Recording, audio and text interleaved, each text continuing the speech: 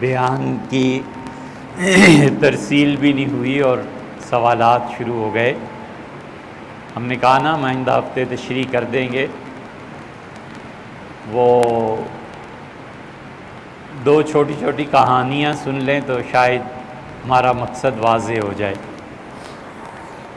ہندوستان میں ایک ہندو مسلمان ہو گیا، تو ہندوؤں کے ہاں ان کی مذہبی رسومات کے مطابق ہر دن اشنان کرنا ہوتا ہے۔ تو مسلمان ہو گیا بیچارہ شام کو، اور صبح جو گیا گڑوی اٹھائے تو اب کنویں سے پانی نکالا تو پانی ٹھنڈا تھا، سردیوں کے دن۔ تو جو پہلی گڑوی ڈالی تو اس کا رام رام رام رام رام رام، سردی لگی نا، کب کپی تاری، اسے دوسری ڈالی، تیسری، تو رام رام پڑھتا جا رہا تھا لنگی باندھ کے۔ تو کسی نے کندھے پہ ہاتھ رکھا اور کہا لالا جی خدا کا خوف کرو، مسلمان ہوئے ہو تو اللہ کو یاد کرو، یہ کیا رام رام رام۔ تو حویلی کا کنواں تھا، پھر کسی نے سمجھایا تو اس سے کہا یار اللہ تعالیٰ تو کل شام تشریف لائے ہیں، رام 40 برس سے ہے، تم چاہتے ہو 40 سال والے کو ایک رات میں ہی نکال دوں۔ ایک تو یہ، اور ایک محروم نے مثنوی میں بھی لکھا ہے، محروم نے مثنوی میں لکھا ہے کہ مرید ہوا شیخ کا، اور پہلے دن جب محفل سما ہوئی تو بڑے نعرے لگا رہا تھا۔ قوال نے ایک شعر پڑھا جس پہ لوگوں کو رونا آیا، تو وہ رو ہی نہیں رہا تھا، چیخ بھی رہا تھا۔ تو جو صاحب تمکین بڑے مقام کے مشائخ بیٹھے ہوئے تھے، انہیں ذرا ہوا کہ اس میں اتنا چیخنا بلند آواز، یہ محفل سما کے آداب کے خلاف۔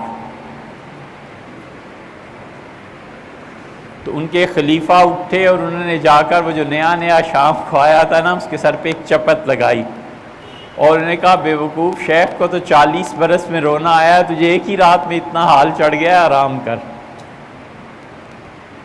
تو ہم نے جو کہا ہے نا کہ یہ بہت سے دینداری بد دین ہوتے ہیں، وہ اصل تشریح کر دیں گے کبھی انشاءاللہ اگلے جمعے کو ہی، لیکن ایک ایک انچ پہ اپنے بھائیوں سے جھگڑا کرنا۔ ماں باپ کا انتقال ہو گیا ہے، وراثت میں 10 روپے نہیں چھوڑنے کہ میرا حق، یہ شریعت کی لٹھ لے کر کھڑے ہو جاتے ہیں۔ بیٹا ہے، فرما بردار ہے، اچھا خاصا مانتا ہے، سنتا ہے، نماز پڑھتا ہے، ایک کال جو کسی غیر محرم کی آ گئی اور پتہ چل گیا ابا کو، تو ساری شریعت آج نافذ کر کے رہنی ہے، اور جتنے حرام ہونے کے دلائل ہیں ساری کتاب و سنت پیش کر دیں۔ جو دین جس سے ساری زندگی خود غافل رہے، اور کوئی 40-50 سال کی عمر میں جا کے توفیق نافذ ہوئی، 16 سال کے بچے کو پہلے دن حضرت جنید بغدادی کے مقام پہ کھڑا کرنا ہے، یہ بے دینی نہیں تو اور کیا؟ اور اپنے نفس کے کبر کی تسکین کے لیے شریعت کا سہارا لینا ہے۔ اچھی طرح جانتا ہے کہ شریعت کا حکم مجھے معلوم ہے کہ نہیں ہے، لیکن چونکہ اسے نیچا دکھانا ہے نا اپنے مخالف کو، تو لہٰذا شریعت کا سہارا لو۔ اچھی طرح جانتا ہے کہ محلے میں سیٹھ صاحب نے اچھی کوٹھی بنا لی، اللہ مبارک کرے یار، بہت اچھا ہے، 10 کوٹھیاں بنائیں، اے سی لگائیں، رہیں، آپ کو کیا اس سے ہے؟ لیکن مولوی صاحب کو جا کے کہنا کہ آج جمعے کی تقریر نہ پکے مکانات کے خلاف کرنی ہے، شریعت میں حکم ہے، حضور صلی اللہ علیہ وسلم نے فرمایا بدترین مال ہے جو تعمیرات میں خرچ ہوتا ہے۔ یہ اس سے کوئی پوچھے کہ حضرت تعمیر اگر آپ کی ہوتی تو پھر کیا ہوتا؟ اس لیے دین کا سہارا لے کر جو لوگوں کو رسوا کرتے ہیں نا، یہ دیندار لوگ ایسے سب سے بڑے بے دین یہ خود ہیں، اپنا نفس تو مرا ہوا نہیں ہوتا، اپنے نفس کی تو اصلاح ہوئی بھی نہیں ہوتی، لوگوں سے جا کر شریعت کے ان تقاضوں کو سامنے رکھنا ہے جو ایک آدمی نہیں ادا کر سکتا، بھائی نہیں ہے۔ آپ کے گھر میں کھانا نہیں کھانا کیونکہ آپ کو پتہ ہی ہے آپ بینک میں کام کرتے ہیں، ایسے ایسے سوالات پوچھنا اور جوابات دینا جس سے اللہ کی مخلوق شرمندہ ہوتی ہو، یہ کوئی دین ہے؟ حضور اقدس صلی اللہ علیہ وسلم نہیں جانتے تھے؟ صحیح بخاری میں نہیں آیا کہ نبی کریم صلی اللہ علیہ وسلم یہودیوں کے ہاں دعوت پہ جاتے تھے؟ یہ صحیح بخاری میں نہ آیا ہو تو ہمیں پکڑ لیجئے، اس کی شراح حافظ ابن حجر رحمۃ اللہ نے اس کی شرح میں صاف لکھا ہے کہ رسول اللہ صلی اللہ علیہ وسلم یہودیوں کی دعوتوں میں جاتے تھے، حالانکہ اس حال میں کہ رسول اللہ صلی اللہ علیہ وسلم کو پتا تھا کہ یہودیوں کا اکثر مال حرام ہے۔ لوگوں کو کس سے سنانا کہ ہمارے حضرت نے ایک لقمہ کھا لیا تھا، انہیں قے ہو گئی تھی، حرام ضبط نہیں کر سکتے تھے، یہ ہوتا تھا وہ ہوتا تھا۔ یار ہوں گے آپ کے حضرت، نہیں اتنا بڑا مقام ملا ہوگا کہ وہ پہنچ کے اس پہ لوگوں کی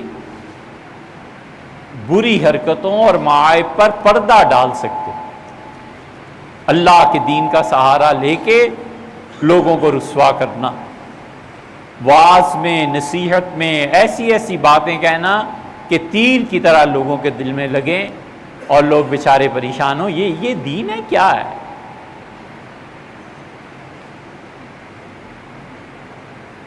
دینداری تو اس حسن ظن کا نام ہے کہ دوسرے کے گناہ کی بھی توجیح کر سکے۔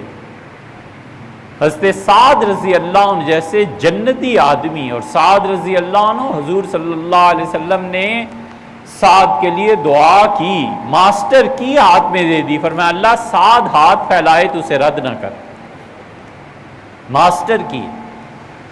عبداللہ ابن مسعود رضی اللہ عنہ غریب آدمی تھے نا، قرضہ لے لیا تھا کوفہ میں، تو سعد رضی اللہ عنہ گورنر تھے، تو سعد جب چھوڑ کے جانے لگے تو پیسے کلیئر کرنے تھے نا، تو انہوں نے کہا عبداللہ پیسے دیں، واپس لیے دے دیں، قرضہ آپ پہ ہے۔ تو عبداللہ ابن مسعود رضی اللہ عنہ نے کہا سعد نہیں ہے، کہاں سے لاؤں؟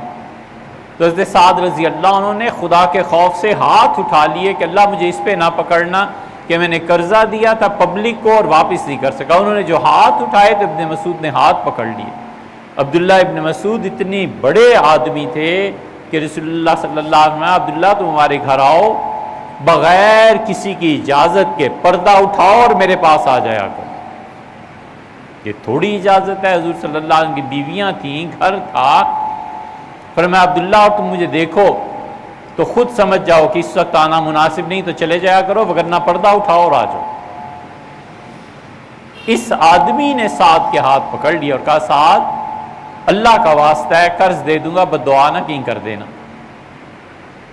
اس شان کے آدمی، اتنے بڑے آدمی، اور انہوں نے لکھ بھیجا حضرت عمر رضی اللہ عنہ کو کہ میرے غلام نے چین سے ایک آئینہ آیا تھا، اور چین کا آئینہ بڑا، جیسے آج کل بیلجیم کے آئینے بڑے خوبصورت ہوتے ہیں، انہوں نے کہا حضرت اس کا ہاتھ کاٹ دیں، 60 درہم کی چوری اس نے کی ہے۔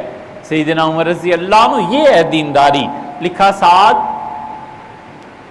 غلام بھی تمہارا، پیسے بھی تمہارے، آئینہ بھی تمہارا، خدمت گزار بھی تمہارا، ایسی باتوں پہ ہاتھ نہیں کاٹا کرتے، چھوڑو اس کو۔ توجیہ کر دی نا، تعویل کر دی نا۔ اجتہادی اعتبار سے تعویل کا کیا مقام ہے یہ مجتہدین جانے، لیکن دوسرے کے گناہ کی ایسی توجیہ کر دینا، چوری کی ہے اور یار کیا کرتا، مر جاتا بھوکا، چوری کیا چلو کوئی نہیں، نہ رپورٹ نہ کراؤ، یہ لے لو پیسے مجھ سے، یار ہم محلے والے پورا کر دیتے ہیں، نہ کرو بچہ خراب ہو جائے۔ کیا کیا ہے اس نے؟ نشہ کر لیا، کوئی بات ہو جاتا ہے، نفسیاتی بیماری ہو گئی نا، کوئی بات نہیں بیٹے آؤ ہمارے ساتھ بیٹھا کرو، ہم تمہیں کچھ دے دیں گے۔ یہ ہے لوگوں کی اصلاح، کہ ان کے معائب کی توجیہ۔ امام ابو حنیفہ رحمۃ اللہ علیہ فیصلہ کرنا پڑ گیا تھا، اور مسئلہ کیا تھا، 1 تولہ سونا۔ اس نے کہا، امام صاحب رحمۃ اللہ نے فرمایا تمہارا تھا، اس نے کہا میرا تھا، اس نے کہا میرا تھا، فرمایا اب تو قسم ہوگی، گواہی کسی کے پاس بھی نہیں ہے۔ امام صاحب رحمۃ اللہ علیہ خاموشی سے اٹھے اور 1 تولہ سونا گھر سے لا کر اس کے ہاتھ پہ رکھا اور فرمایا لے جا، تیرا نقصان پورا ہو گیا۔ اس نے کہا حضرت انصاف، انہوں نے کہا یہ انصاف سے بھی بڑی چیز ہے، پروردگار عالم اللہ کا نام ایسے قسموں میں نہیں لیا کرتے، اللہ بڑی عظمت والا ہے، لے جا، میں کسی سے قسم نہیں کھلاتا۔ یہ اسلام ہے، یہ دین ہے۔ صحابہ کرام رضی اللہ عنہم اتنے بڑے لوگ تھے کہ عین حالت گناہ میں دیکھ کے بھی چپ ہو جاتے تھے، تعویل کر لیتے تھے کہ ہوگی کوئی ضرورت بھی، اس کا مسئلہ ہوگا، چھوڑو اس بات۔ سیدنا عمر رضی اللہ عنہ جیسا آدمی مدینہ منورہ آ کے پکڑ لیا ایک آدمی نے، امیر المومنین انصاف کریں۔ فرمایا کیا ہو گیا؟ نماز پڑھا کے نکلے تھے۔ اس نے کہا امیر المومنین انصاف، فرمایا کیا ہو گیا؟ اس نے کہا حضرت میں نے شراب پی لی تھی، ابو موسیٰ اشعری رضی اللہ عنہ نے میرے سر کے بال اتروائے اور مجھے گھمایا شہر میں گدھے پہ تاکہ لوگ جان جائیں میں شرابی ہوں۔ سیدنا عمر رضی اللہ عنہ نے خط لکھا ابو موسیٰ اشعری رضی اللہ عنہ کو، فرمایا ابو موسیٰ یہ کیا کیا؟ اگر تم اتنے بڑے صحابی نہ ہوتے تو میں اس فعل پہ تمہیں سزا دیتا، تم نے کیوں نہیں اللہ کی یہ بات اس بچے کو بتائی کہ اللہ نے کہا ہے غافر الذنب، اللہ ہی ہے جو اپنے بندوں کے گناہوں سے درگزر کرتا ہے، قابل التوب، اور اللہ ہی ہے جو اپنے بندوں کی توبہ کو قبول کرتا ہے، اور اللہ ہی ہے جو سزا دیتا ہے۔ اس بچے کو یہ سمجھانا تھا، یہ کیا ضرورت پیش آ گئی تھی کہ سارے شہر میں گدھے پہ پھراؤ؟ یہ دینداری ہے، یہ اللہ کا دین ہے۔ اپنے چھوٹوں کے ساتھ شفقت کرنا، اپنے بچوں کے ساتھ محبت کرنا، میدان دینا، بیٹے کھیلو، کرو کام، اپنی صلاحیتیں دکھاؤ، ناکام ہو جانے پہ ڈھارس بندھانا کہ کوئی بات نہیں ہے، ہو جاتا ہے زندگی میں، انسانی زندگی ہے، گناہ ہو گیا ہے، کوئی بات نہیں، ہو جاتا ہے۔ قابل قدر چیزوں پہ تعریف کرنا، یہ دینداری میں آتا نہیں، اور دین آیا ہوا ہوتا ہے نیا نیا، تو لہٰذا اس کو پکڑو، اس کو مارو، اس کو اتنا، یہ کیوں کر رہا ہے اور وہ کیوں کر رہا ہے، اور یہ ایک چیز کیا ہے، اور صبح اس سے کیوں اٹھے، اور سنڈے کو کیا، یہ آ جائے گی اور تشریح بھی، اللہ معاف فرمائے۔